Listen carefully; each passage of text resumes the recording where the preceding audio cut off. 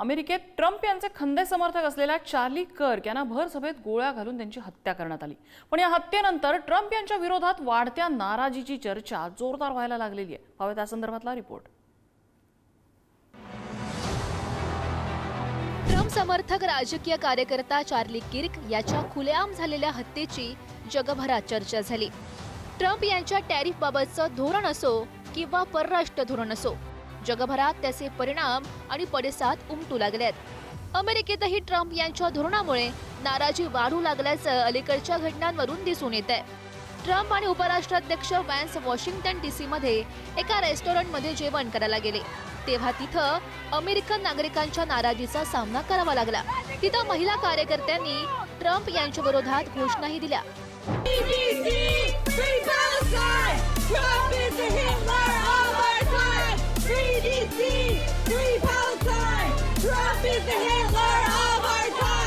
Free DC, free Palestine, Trump is the Hitler of the our time, अर्थात Trump आजच्या काळातले Hitler आहेत अशा या घोषणा होत्या। अलीकडच्या सर्वेक्षणातही ट्रम्प यांची लोकप्रियता कमी झाल्याचं समोर आलंय। ट्रम्प यांच्याबद्दल अमेरिकेमध्ये नाराजी का वाढतेय याची कारणंही आहेत। अमेरिकेमध्ये विरोधी डेमोक्रेटिक पक्षाची सत्ता असलेल्या राज्यांमध्ये ट्रम्प यांनी नॅशनल गार्ड्स तैनात करण्याचा प्रयत्न केला। डेमोक्रेटिक प्राबल्य असलेल्या राजधानीच्या वॉशिंग्टन डीसी शहरात गुन्हेगारी कमी असताना ती वाढल्याचा दावा करत नॅशनल गार्डचे सैनिक तैनात केले।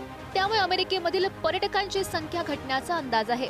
डेमोक्रेटिक नियंत्रणाखालील कॅलिफोर्निया, बोस्टन, शिकागो आदी राज्यांवरही राजकीय हस्तक्षेप आणि ताण वाढवलाय। इमिग्रेशन कायद्याची अंमलबजावणी करताना शिकागो आणि बोस्टन मध्ये गुन्हेगारीच्या नावाखाली मोठ्या प्रमाणात फेडरल छापे आणि अटक मोहीम सुरू केल्यात। अमेरिकेमध्ये अनेक उद्योगात काम करणाऱ्या बेकायदेशीर स्थलांतरित कामगारांवर कारवाईमुळे मनुष्यबळाची टंचाई जाणवू लागली आहे। मतभेद असलेल्या राज्यातील शहरी भाग, विशेषतः गोरगरिबांसाठी शिक्षण आणि आरोग्य सुविधांसाठी असलेल्या फेडरल निधीमध्ये कपात करण्यात आली आहे।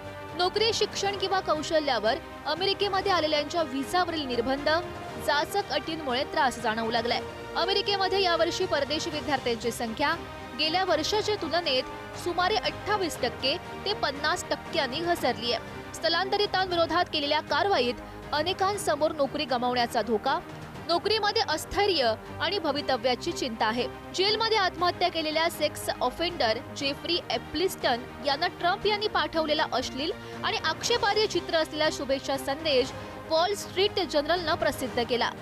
वॉल स्ट्रीट जर्नल आणि न्यूयॉर्क टाइम्स या वृत्तपत्रांविरोधातही ट्रम्प आक्रमक झालेत। एपस्टीन फाईल्स जाहीर करा अशी मागणी आता ट्रम्प यांच्या मेक अमेरिका ग्रेट अगेन अभियानाचे समर्थकच करू लागलेले आहेत। अमेरिकेतील विद्यापीठ, प्रसार माध्यम, पत्रकार आणि फेडरल रिझर्व्ह प्रमुखांशीही ट्रम्प यांचा संघर्ष वाढलाय। डावे उजवे संघर्ष विखारी वळणावर पोहोचलाय। ट्रम्प समर्थक चार्ली किर्क यांची हत्या करण्यात आली।